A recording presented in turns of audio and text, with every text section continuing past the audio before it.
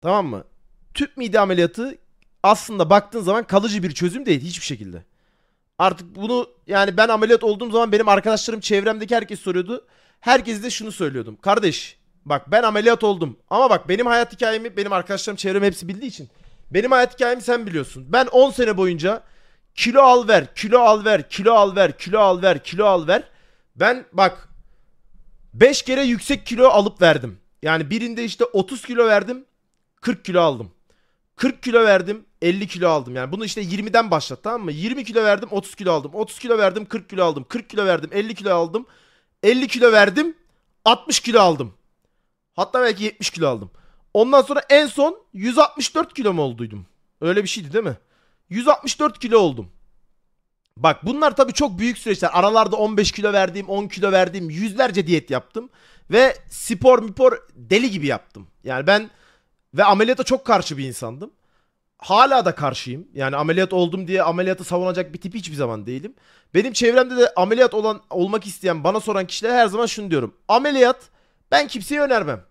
Önerebileceğim bir şey değil. Ha bana fikrimi soruyorsan da kardeşim kesinlikle zaten doktorla konuşmalısın ama bana fikrimi soruyorsan öncelikle bir kendin denemelisin bunu. Çünkü ameliyat bir çözüm değil. Sen o ömründe hiç diyet yapmadıysan, ömründe hiç spor yapmadıysan ya da psikolojik olarak bir yeme bozukluğun var mı yok mu, bir hastalığın mı var, neyin var bilmiyorsan hani bu kilonun altında yatan sebebi bir çözmen lazım. Vücudunda bunlara karşı bir mücadele etmen lazım. Yani sonuç olarak bu ameliyat. Bu normal bir şey değil ki. Sen ameliyat olmaya gidiyorsun yani kilo vermek için. Ölebilirsin. Çok büyük sıkıntılar yaşayabilirsin. Ameliyat esnasında problem olabilir. Ameliyat sonrasında çok problem olabilir. Hani bir sürü şey yaşayabilirsin. O yüzden öncelikle yapman gereken şey spor ve diyeti denemek. Bak diyet yapacaksın. Yürüyüşe gideceksin abi her gün. Sevdiğin bir insanı al. Çık şöyle bir 40 dakika 45 dakika yürü. Lan ben o 55 kilo verdiğim zaman normal spor ve diyetle her gün 10 kilometre 15 kilometre arası yürüyüş yapıyorduk ya her gün. Her gün çıkıyorduk. Ondan sonra haftanın 3 günü de body'ye gidiyordum. İp atlıyordum. Ondan sonra ağırlık kaldırıyordum. Full bunlarla uğraşıyordum, tamam mı? Şimdi ben 10 yıl boyunca kilo al ver kilo al ver bunları yaşayıp en sonunda artık o motivasyonu bulamamaya başladım. Ve gerçekten çok büyük psikolojik problemler içine giriyordum. Topluluk içine çıkmak istemiyordum. Ondan sonra alışveriş yapmak istemiyordum. İnsan içine hiç çıkmak istemiyordum. Çünkü kendi vücudumdan ve kendimden nefret ediyordum. Tamam ben hayatı seven, işte kendine saygı duyan, ondan sonra işte ne bileyim yaşamayı seven, yaşamdan zevk alan bir insanım ama bu beni gerçekten çok büyük depresyona sokuyordu. Çünkü ya şöyle düşünün arkadaşlar işte uyduruyorum. O zamanlar bile bir şey yapacağım zaman, bir şey hareket edeceğim zaman ilk düşündüğüm şey kiloydu. O zamanlar zaten yayınlarda fark ederseniz ne yayında ayağa kalkarım, ne yayında vücudumu gösterecek bir şey yaparım, ne hiç unutmuyorum. Çok büyük bir sponsorluk gelmişti. Çok büyük bir iş ve benim için de gerçekten eee, güzel bir şeydi. Tamam mı? Ondan sonra Tuğkan abi dedi ki Merdim, bak ben seni çok iyi biliyorum, ben seni çok iyi tanıyorum ama bence gel umursama kilonu falan dedi. Ben dedim Tuğkan abi ben gelemem abi. O kadar insanın içine çıkıp orada binlerce kişi izleyecek bu YouTube'a şey olacak falan. Ben orada vücudumu gösteremem abi. Ben reddediyorum falan. Tuğkan abi bu arada Allah var. Allah razı olsun. Tuğkan abi sponsorlarla falan öyle bir iletişim haline geçmişti ki sırf benim kilom için baya baya özel kamera açıları falan filan bir şeyler ayarlanacaktı. Ki ayarlanıyordu da okey denilmişti. Ondan sonra dedim ki abi yine ayağa kalkarız bir şey olur. Vallahi Allah razı olsun uğraştığın için ama dedim teşekkür ederim yani. Ben yapmam abi sikeyim para kazanmayayım en azından psikolojim düzgün kalsın demiştim. Ondan sonra yani böyle şeyler yaşıyordum anladın mı? Yani baya baya çok büyük sıkıntılar yaşıyordum. Ondan sonra bir gün sabah evdeyim. 164 kiloyum. Ve yine dedim ki lan diyete başlamam lazım. Tam bu SDM'yi açtım yine tekrardan dedim yapsam mı yapmasam mı yapsam mı tabi arada yine kilo alıp vermeleri deniyorum. Abi tam yapsam mı yapmasam mı yapsam mı yapmasam mı derken birden bir telefon çaldı. Telefonda yazıyor Kadircan. Efendim dedim. Kardeş sana bir şey söyleyeceğim kızma. Ne oldu Kadircan dedim. Anladım onu ses tonundan direkt anlıyorum. Kıl olacağım bir şey söyleyeceği zaman direkt anlarım Kadircan'ın. Ne oldu Kadircan yine amına koyayım dedim. Dedi kanki biz vallahi babamla da konuştuk. Ameliyat olmaya ne dersin? Ben direkt Kadircan'a küfür ettim telefonu kapadım. Ondan sonra Bir 15 dakika falan düşündüm. Bir 15 dakika şöyle oturdum. Çünkü yediremiyorum, anladın mı? Diyorum ki lan sen yıllarca mücadele verdin. Sen kilo verebiliyorsun. Sen ezik değilsin. Sen hasta değilsin. Sen sadece ağzını tutamayan bir gerizekalısın. Kendini kontrol edemedin. Aptal gibi kilo aldın. Bir de bu korona morona zamanı iyice dışarıya çıkmıyorsun. Ay kendime yediremiyorum. Diyorum ki lan ben ameliyat olmam baba. Ben ameliyat olmam. 15-20 dakika falan düşündüm. Ondan sonra çıkmaza girdim. Dedim amına koyayım veremiyorum. Yani çünkü son 5 ayıma bakıyorum. 7 kere 8 kere diyet denemişim. Tamam mı? Veremiyorum. Abi 20 kilo veriyorum. Çünkü vereceğin kilo fazla oğlum. Bakmayın yani. 20 kilo 15 kilo vermek çocuk oyuncağı. Ama şimdi 164 kilodan 90 kiloya inmen için senin 70 kilo 80 kilo şey vermen lazım. Hani çok büyük emek. Çok büyük bir süreç. Ve bunu psikolojin olarak çok iyi dayanman, çok iyi halletmen lazım. Ama bende o güç kalmamış. Çünkü ben önceden zaten 50 kilo vermişim, 40 kilo vermişim. O psikoloji ve vücudum yıpranmış. Bitmişim yani. Diyetisyenler artık Ankara'da gitmedik. Diyetisyen kalmamış amına koyayım hani. Ondan sonra düşündüm. Kadıcan'ı aradım. Dedim ne lan bu hoca kimmiş falan filan. Ondan sonra Kadıcan bana hocanın ismini verdi. Araştırdım. Ondan sonra bizim bir Cenk abi var sağ olsun. Onun kızıyla da kaderim aynı bu arada. Kızıyla 10 yıl boyunca ikimiz de uğraştık. Hep aynı yerlere gittik yani. Hep Cenk abinin önerdiği yerlere falan filan gittim. Ondan sonra onun da kızı da ameliyat olmuştu o zaman da. O da anlattı bana serüveni falan filan. Ondan sonra benim ameliyat olmuş iki arkadaşım vardı. Onları aradım. Ece ile Melis. Abi şimdi kızlar muhtemelen regil sancısından dolayı onlar o midedeki o ağrıyı alışmışlar artık. Onlar için bir şey değil. Tamam mı? O regil sancısından mancısından oraya hassas değil. Tamam mı? Onlar oraya alışmış. Melis bana böyle diyor. Ya Mert saçmalama. Ne acısı ne sızısı. Ondan sonra işte ameliyat olunca ben ertesi gün ayağa kalktım. Yok şöyle böyle ne acısı hiçbir şey yok saçmalama. Ne olacak sen dayanıklı çocuksun falan dedim. Tamam amına koyayım ben. Melis böyle diyorsa ben Melis'ten 20 kat daha dayanıklıyımdır diyorum kendi kafamda. Kendi kafamda diyorum ki ben 20 kat falan daha dayanıklıyımdır baba. Yani benim o zaman vız gelir tırıs gider. Ben ertesi gün yayına başlarım. Şimdi kafada yayını mayını işi gücü de düşünüyorum. Ondan sonra hocaya gittik bittik kontroller. Hocaya gittiğim kontrol yerinde bir tane adamla tanıştım. Adam tam bir biracı amına koyayım tamam mı? O adam girdi 50 kişi işte etrafta Araplar var. Ameliyat olacak ameliyat falan böyle Araplar maraplar da var. Hepsi sülalecek gelmişler amına koyayım. 8 tane Arap ameliyat olmaya gelmişler hocaya anladın mı? 8'i aynı anda tüm sülale. Amına koyayım paraya bak. Onlar orada falan filan derken ben kestirdim. İkimiz de belli zaten. Adam da esnaf ben de esnaf bebesiyim. Bu adam beni gözüne kestirdi ben bunu gözüne kestirdim. Ondan sonra bu ıhtan tespih mesbih salladı. Bir yan koltuğa oturdu bir oraya oturdu bir buraya oturdu derken geldi yanıma. Selamun aleyküm kardeş falan. Aleykümselam baba ne yapıyorsun falan. Sohbet muhabbet ediyoruz. Diyor amına koyayım bu ameliyat işi nasıl olacak falan. Biz bununla bayağı sohbet ettik. Dedi baba ben alkolü bırakamam. Ben ömrümün şeyi bu. Ben bira içmeden duramıyorum falan ama tam bir bira göbeği. Ondan sonra bununla konuştuk. Bu hocaya girdi çıktı. Dedi ben olmayacağım amına koyayım dedi gitti. Dedim Allah Allah bu niye olmayacağım dedi falan. Anlamadım. O herhalde ona uymadı. O hani mira içmek istiyor herhalde. Hayatta bir yandan devam etmek istiyor. Bu gitti. Sonra ben hocaya girdim. Hocayla bir iki konuştuk. Hoca dedi ki Mert'cim dedi. Sen zaten buraya gelerek ameliyat kararını almışsın. Ben senin kararını etkilemek istemem ama kendi fikrimi söylüyorum dedi. Benim kızım senin kilonda olsa ve senin yaşında olsa dedi. Çünkü sen işte kaç yaşındaydın? 22 yaşında mı? 23 yaşında mı ne? Mert'cim dedi. Senin kızın benim kızım senin yaşında bu kiloda olsaydı dedi. Ben kesinlikle onu ameliyat etmek isterdim dedi. Bence sen de bir düşünmelisin. Dedim tamam hocam düşünmeye falan gerek yok. Ben ameliyat olacağım. Tamam Mert'cim işte bir aya bir buçuk yok hocam bir ay bir buçuk ay falan değil. Ben en kısa sürede aldım. Ben bir ay bir buçuk ay falan işte bakarız falan filan. Halledelim hocam dedim. Beni araya sıkıştırın hemen yapalım dedim. Ondan sonra dedi tamam halledelim. Müslüm abi vardı orada Allah razı olsun tanıdıktı zaten. Müslüm abiyi darladım dedim. Müslüm abi beni hemen erkenden al. Ben bekleyemem abi. Bir buçuk ay iki ay falan sıra diyorsunuz. Ben bir buçuk ay iki ay duramam. Beni öne al kral. Müslüm abi dedi ki tamam. Para için diyor. Oğlum para için adam her gün kaç kişiyi ameliyat ediyor. Adamın 7.000 8.000 tane ameliyatı var, anladın mı? Hani orada bir sürü detaylar konuşuldu. Zaten öyle şey yok. Müslüm abi dedi ki tamam Mert'im, ben bir boşluk bulunca seni hemen arayacağım. Eve gittim, heyecanlıyım, altıma sıçacağım. Diyorum ki lan ne olacak acaba, nasıl bir şey lan bu? Aman aman ölmeyek, masada kalmayak falan. Tuğkan abiyle Mukan abiyle konuşuyorum. Tuğkan abi de bana çaktırmıyor. Bana önceden anlatmıştı ama benim aklımdan gitmiş. Beynim onu engellemiş. Tuğkan abi çok olumlu konuşamadı, tamam mı? Ondan sonra ben diyorum ki lan niye böyle konuştu Tuğkan abi falan. Bilmiyorum. Ondan sonra onun sonra detayını vereceğim. Ben ameliyata gireyim derken amına koyayım tam ameliyata gireceğim. Dedi ki tamam Mert, önümüzdeki hafta şu gün seni ameliyat alacağız baba. 3 gün sonra korona. Tak, Mert Yılmaz korona. Orada bir korona oldun mu? Korona olduktan sonra işte onun şeyi vardı işte, ne deniyor ona, karantina süreci. Abi sabırsızlıkla bekliyorum, karantina bitse de gitsem, bitse de gitsem. Karantina bitti, ameliyata girdim.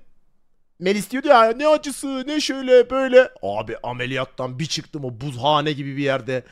Gözümü bir açtım. Ama dişler gang gang gang gang gang gang gang gang gang gang gang gang, dişler böyle bak. Hani bildiğim bam bam bam bam bam bam bam. Kadın bana bakıyor orada. Mert Bey iyi misiniz? Mert Bey iyi misiniz? Ben diyorum ki tuvalete götürün beni. Tuvaletim var. Tuvalete götürün beni. Tuvaletim var. Tuvalete götürün beni. Tuvaletim var. Aman ama ameliyat olmuşsun. Nasıl tuvalete gideceksin? Ben sanıyorum ki tuvalete bile gidebilirim. Beyin çalışmıyor. Ne alaka kardeş? Ne tuvaleti? Onun acısı neymiş biliyor musunuz? O yanma acısı. Ben onu tuvalet acısı sanıyordum. Bana şey sokmuşlar. Ne deniyor ona ya? Sonda. Sonda sokmuşlar. Ameliyat olan adam zaten sonda oluyor. Ben onu, o yanma hissini, o şey hissini sanıyorum ki çişim var. Halbuki sonda sokmuşlar bana, onun yanık hissiymiş. Johnny. Ulan odaya çıktım. Annem zaten beti benzi atmış, yavrum. Yavrum falan. Annem de böyle şeylerde çok soğukkanlıdır bu arada yani. Annem ömrümde gördüğüm en soğukkanlı insandır. Deli dehşet bir soğukkanlılığı var. Hiç çözemem annemin bu huyunu. Hani benim kafam yarıldı. Kafam yarıldı, buradan vaak diye kan akıyor. Ama bildiğin şelale gibi. Annem o kadar sakin şekilde beni tedavi etti ki yani hani aklım alamamıştı. Sonra ben girdim ameliyat odasına. Anneme demişler ki, benim haberim yok. Anneme demişler ki işte hanımefendi böyle böyle işte Mert'in oksijen seviyesi 80'in altına inerse yoğun bakıma alacağız. Yoğun bakıma girmemesi için de biraz uyanık tutmanız gerekir dedi. Hani düştüğünü hissettiğiniz an onu uyandırın, sohbet edin, işte hayatta tutun falan muhabbetleri. Ben şimdi orada ağrısızı Melis'e sövüyorum bir yandan. Ya bana öyle bir anlattı ki hiçbir şey yok. Abi karnım bir ağrıyor. Öyle böyle bir şey değil ya. Sanki bildiğin satırla karnımı kesmişler de 700 tane dikiş var gibi. Öyle böyle bir ağrı yok yani. Nefes alamıyorum, onu yapamıyorum, bunu yapamıyorum. Ondan sonra tamam mı? Ben orada dinlenmeye çalışıyorum. 3 saat mi 4 saat mi ne geçmesi gerekiyor ameliyattan sonra, ya da 6 saat mi ne? 6 saatten sonra ağrı kesici yapacaklar, oradan sonrası rahat. Tamam. Johnny, o 6 saat boyunca tam uyuyacağım. Ben bilmiyorum tabii. Tam uyuyacağım. Benim oksijen seviyesi 100, 90, 80, işte 76, 75, 74. Tam 70'in oraya. Annem geliyor, Mertciğim, Mertciğim, Mertciğim diyor. Beni sohbete, muhabbete falan tutuyor. Bir şeyler soruyor. Ben anneme dönüyorum. Anne diyorum bıraksana beni, uyuyacağım. Konuşamıyorum da tabii. Anne bıraksana uyuyacağım falan, böyle sinirli sinirli. Annem orada beni bunu en az 15 kere 20 kere yaptı. Tabii annem de söylemiyor bana heyecanlanmamam için. Ben anneme kızıyorum. Annem de korkuyor çocuğuma bir şey olacak, yoğun bakıma girecek diye. Ben öyle, o annem öyle, o öyle, bu böyle falan derken yoğun bakıma girmeden Allah'tan kurtuldum. Tamam mı? Ondan sonra ağrı kesiciyi bana bir taktılar. Oh. Ağrı kesiciyi bir sapladılar baba bana. Dedi ki hemşire hanım, bu ağrı kesici düğmesine ağrı hissettiğin zaman bas. Tamam mı? Ama orada da bir sistem varmış. Sen, kulaklığım gitti lan. Bir dakika. Orada da bir sistem varmış, tamam mı? Sen o ağrı kesiciye ne kadar basarsan bas.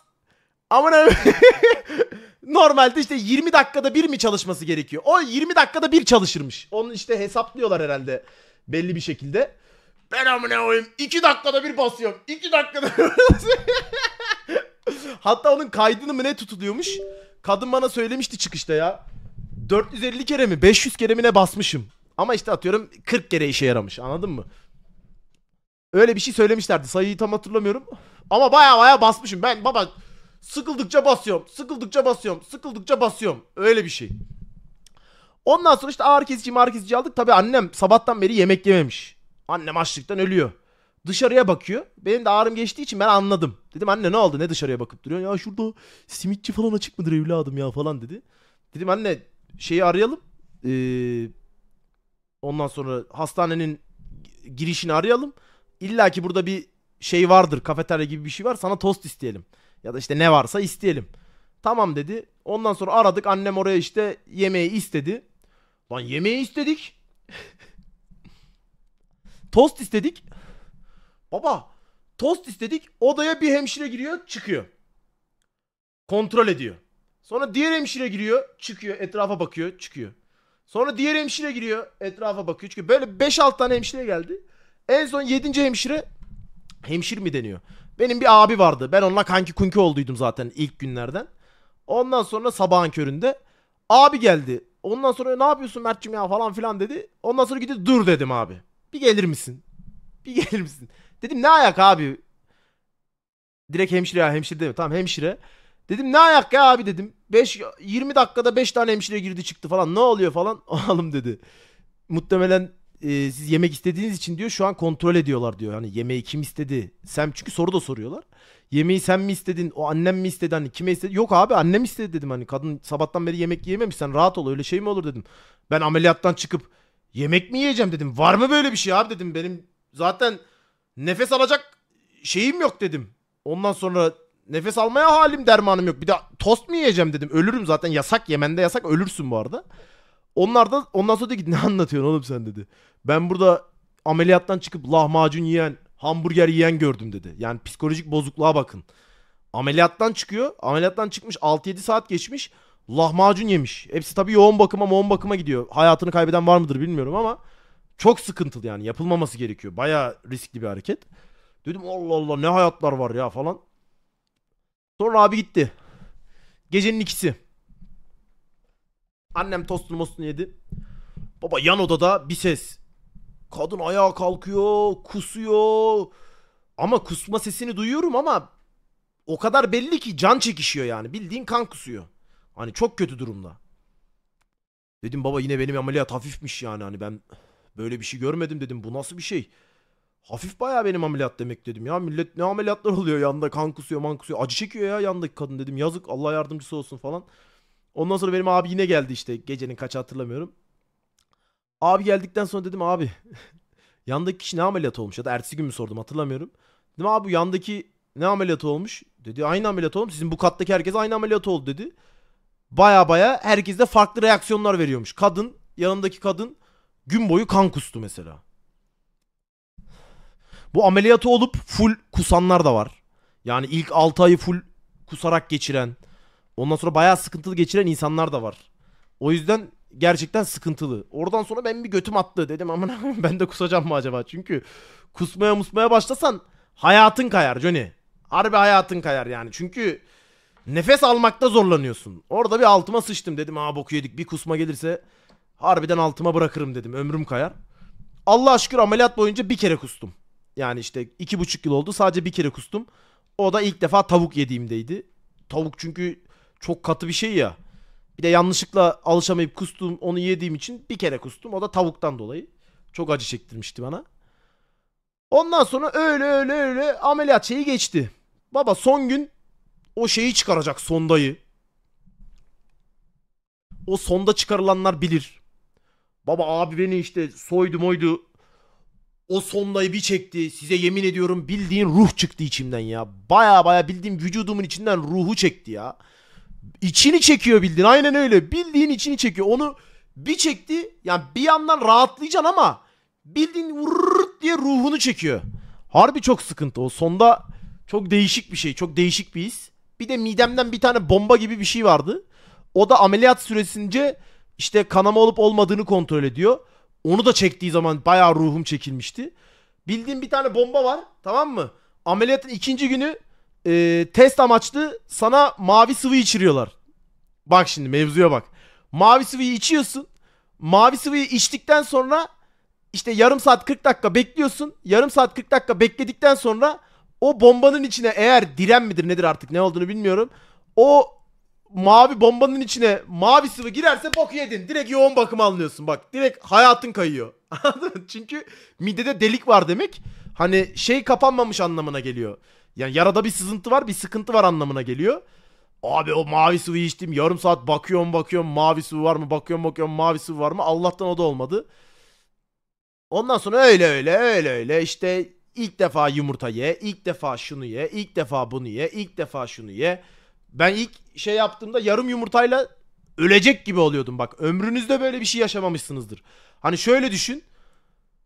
Şu an mesela ne yesen çok zorlar seni. İşte 3 tane hamburger yedin çok zorlar ya. 5 tane hamburger yediğini düşün. İşte kendi üst sınırınıza göre düşünün. Hani böyle yarım yumurta yiyorum. Sanki yani 4 tane en büyük boy menüyü yemişim de ölecek gibiyim. Öyle bir hissiyat. Harbi çok sıkıntı. Yani çok değişik bir histi. Ondan sonra yavaş yavaş alışa alışa 164 kilodan 80 84 kiloya falan kadar indim. Evet. 82-84 kiloya kadar indim. Tabi bu arada sporlar yaptım, yüzmeye gittim, onu yaptım, bunu yaptım. Bakalım şimdi de işte tekrardan bir spora başladım. Şu yağlardan, fazla yağlardan bilerek yağlandım bu arada. Şu son dönemde 8 kilo aldım bilerek. Biraz balka girmek istedim. Çünkü kendimi kalıpsız hissediyordum. Biraz kalıplandım. Şimdi yağ verip kalıbımı koruyacağım. Kalıbımdan çok memnunum şu an. Sadece bir yağ vermem lazım. Şu anda zaten her gün bisiklet çeviriyorum. Oradan yağımı verip kalıbımı koruyacağım.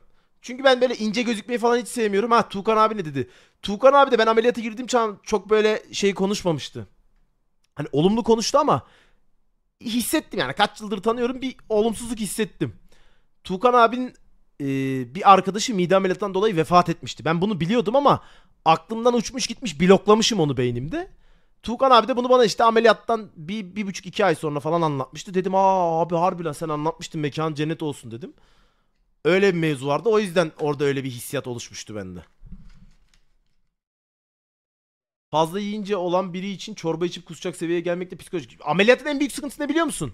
Şimdi 26 yıllık 25 yıllık bir alışkanlığın var. Yemek yemek. Ama ameliyattan çıkıyorsun, bildiğim çocuk midesi, 4-5 yaşındaki çocuğun midesine sahipsin. Tamam mı? Abi hep şey aralığında kalıyorsun. Gözüm mü doymalı, karnım mı doymalı? Gözüm mü doymalı, karnım mı doymalı? Normalde mesela bir tane köfte yiyebiliyorsun ya, o tabağa 3 tane köfte koyuyorsun. Ve bazen bunların ayarını kaçırdığın zaman da çok büyük sıkıntılar yaşıyorsun. Yani baya baya böyle ölecek gibi hissediyorsun. Gerçekten hani nefes alamıyorsun. Yarım saat ben yemek yiyip yarım saat kendime gelemiyordum, anladın mı? Yarım saat yatıyorsun, ağzına geliyor gidiyor, ağzına geliyor gidiyor. Yarım saat bekle babam bekle, sindirecek de geçecek de falan. Çok zor. Bir kere hatta bizimkilerle işte İstanbul'a gelmiştik. Kadircan, ben, Tuğkan abi, ondan sonra işte bizimkiler kimler vardı hatırlamıyorum. Ahmet Mahmet vardı herhalde. Biz bir yere et yemeye gittik. Hani ben sadece et yiyebiliyorum diye oraya gittiydik. Ondan sonra herkes etini istedi, ben de istedim. Baba bir tane dana kavurmam artık neyse, şiş mi ne, öyle bir şey istedim. Bir tane attım. Dedim güzel. Ondan sonra yarısını attım. Dedim güzel. Ondan sonra içim diyor ki durmalı mısın durmamalı mısın? Bilmiyorum çünkü yani. Durmam mı gerekiyor durmamam mı gerekiyor? Doyuyor muyum doyamıyor muyum? Tam hissedemiyorum. Dedim ki ben bunun yarısını daha yerim. Babo yarısını yedim mi? Abi mideye bir spazm girmeye bir başladı. Pusacağım, patlayacağım, öleceğim, nefes alamıyorum. Dedim baba bir çekilin ben gideceğim. Çekilin gideceğim. Abi restoranın önüne çıktım.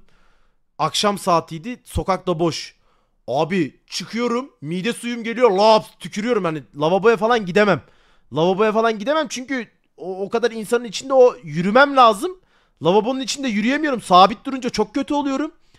Ve mide suyum geliyor. Sabit durdursam çok kötü oluyor. Yürümem lazım. Lan ne yapacağım amına koyayım? Sokağa çıkayım yürüyeyim. Issız. Böyle yukarıya doğru yürüdüm. Böyle sessiz sakin olan bir yere gittim. Abi yürüyorum. Mideme geliyor. Tükürüyorum. Mideme geliyor. Tükürüyorum. En az 20 dakika falan uğraştım. En sonunda kendime geldim. Camı açtım arabaya bindikten sonra. Böyle durdum, dedim ben daha yemek memek yemiyorum. Siktirin gidin.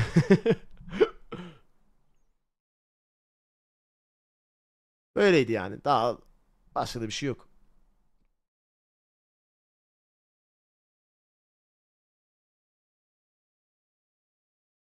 Bu kadar büyük bir kilo değişimi, dış görünüşünde bu denli bir fark. İnsanların sana davranışı veya senin kendine bakışın nasıl değişmişti, bunu merak ettim. Şu an bu süreçle ilgili konuşabilmen de cesurca, bunu da bil.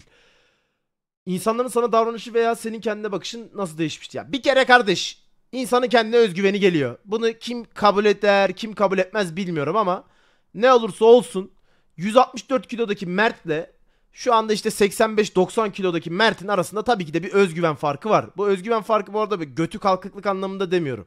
Ama yani insanın duruşu bile değişiyor kardeşim yani. Şimdi sen spor yaptığında da insanın duruşu değişiyor. Niye? Kendine bir özgüvenin geliyor. Hani normalde göbeğini saklamak için şöyle durursun. Hatta bende çok alışkanlıktır. Göbeği saklama oturuşu vardır. Kilolular bilir. Hep şöyle yapıyorsun. Hani mesela buna çok alışmışım. Ara ara bende bunu görürsünüz ama normalde hani şu an aralıklı hep böyle duruyorum. Çünkü önüne yastık koyarsın. Aynen.